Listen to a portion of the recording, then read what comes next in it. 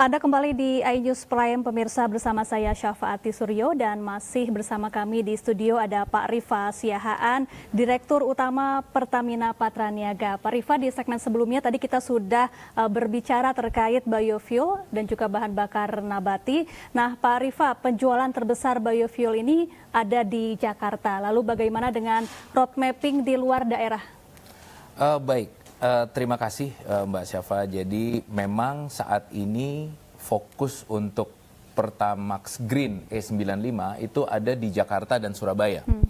Dan memang pengembangan untuk di wilayah lain masih di dalam pengkajian, mengingat bahan baku etanolnya ini sendiri berada dekat dengan Surabaya dan juga tentu saja ke Jakarta. Sehingga kami terus berkolaborasi dan juga melakukan kajian-kajian yang jauh lebih detail untuk bisa memetakan posisi dari bahan baku yang memang nanti digunakan sebagai pencampur untuk Pertamax Green 95 ini untuk bisa dilihat roadmap pengembangannya. Tapi memang saat ini dengan ketersediaan yang ada untuk produksi domestiknya, kami memfokuskan untuk mengembangkan di Surabaya atau di Jawa Timur dan di Jakarta. Lalu berikutnya nanti untuk di next step-nya itu kita akan mensuplai di seluruh Pulau Jawa. Sehingga ketika nanti ketersediaannya memang sudah terpetakan, ini nanti baru kita akan kembangkan di luar Jawa. Baik, Pak Rifa kemudian melanjutkan pembahasan mengenai nol emisi karbon yang merupakan cita-cita besar nih. Apakah nol emisi karbon ini bisa tercapai cukup dengan transisi energi saja? Tentu saja, karena memang transisi energi ini itu dilakukan tidak hanya untuk produk-produk yang ada di transportasi darat saja, tapi juga mungkin ada di yang transportasi udara.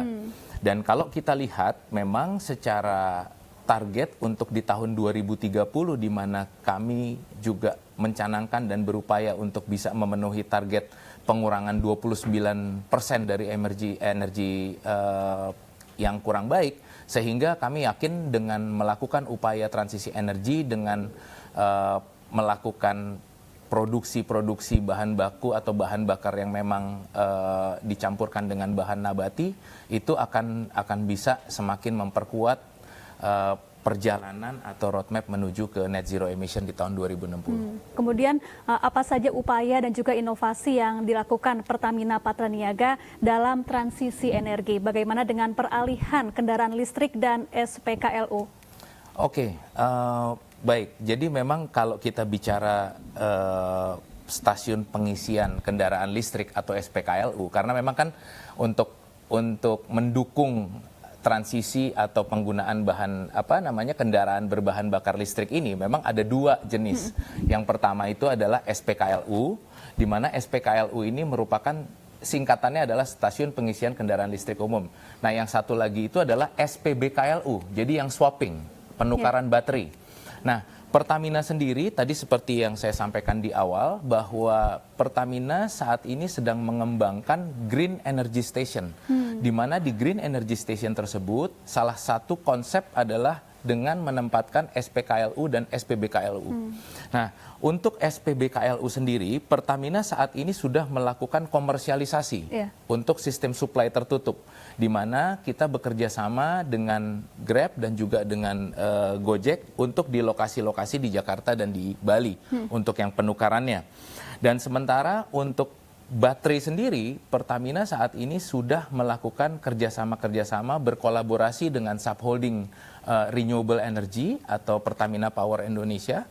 Ini untuk mengembangkan baterai packaging bersama-sama dengan perusahaan mitra swasta kami. Baik. Kalau tadi terkait kendaraan listrik, kemudian apa saja upaya Pertamina Patraniaga dalam transisi energi di bidang penerbangan? Baik, di bidang penerbangan tadi kalau di awal saya menyampaikan bahwa Pertamina saat ini mendukung transisi energi dengan cara menggalakkan produk-produk yang memang lebih hijau untuk di transportasi darat. Nah, sementara untuk di transportasi udara, Pertamina saat ini dalam proses finalisasi bersama-sama dengan salah satu maskapai penerbangan milik negara dan juga subholding refinery atau kilang Pertamina Internasional untuk melakukan development terhadap produk yang dinamakan Sustainable Aviation Fuel. Di mana untuk Sustainable Aviation Fuel ini dikembangkan dari produk yang berbahan bakar berbahan dasar palm atau nabati yang nantinya akan dilakukan pengujian terbang mungkin di tahun ini sehingga untuk kedepannya dapat dikomersialisasikan.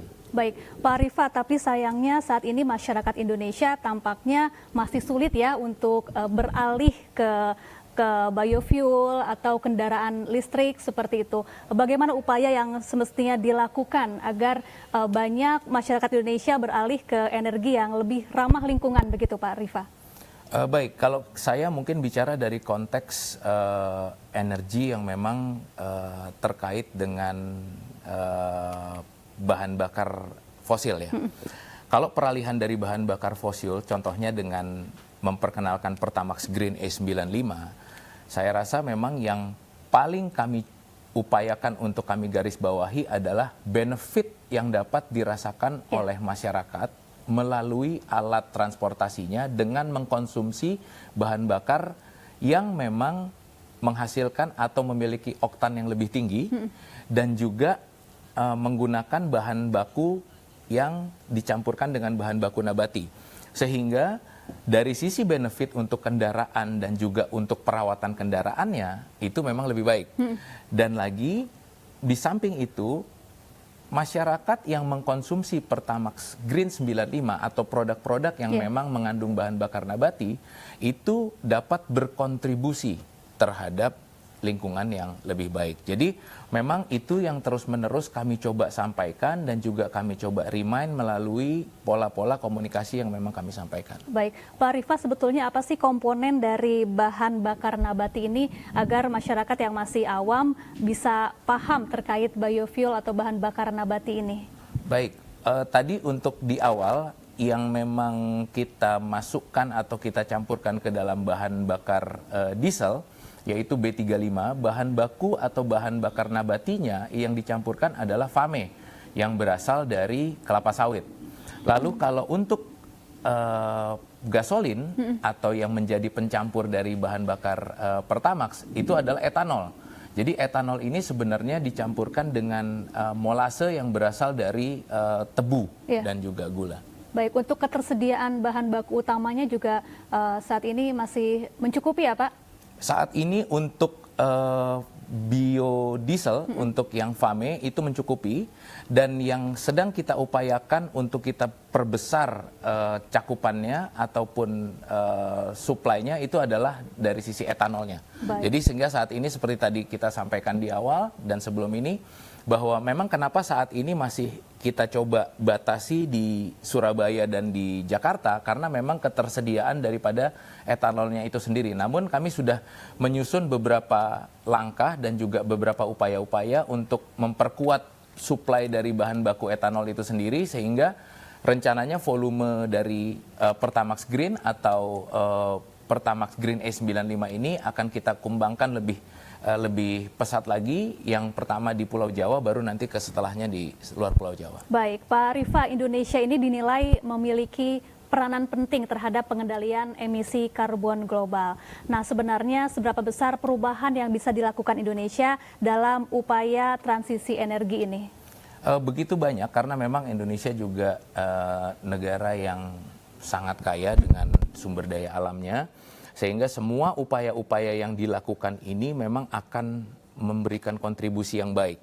Di luar daripada hal tersebut, Pertamina melalui anak usaha atau grup usaha lainnya juga mengembangkan natural resource untuk bagaimana caranya nantinya akan mengurangi emisi karbon.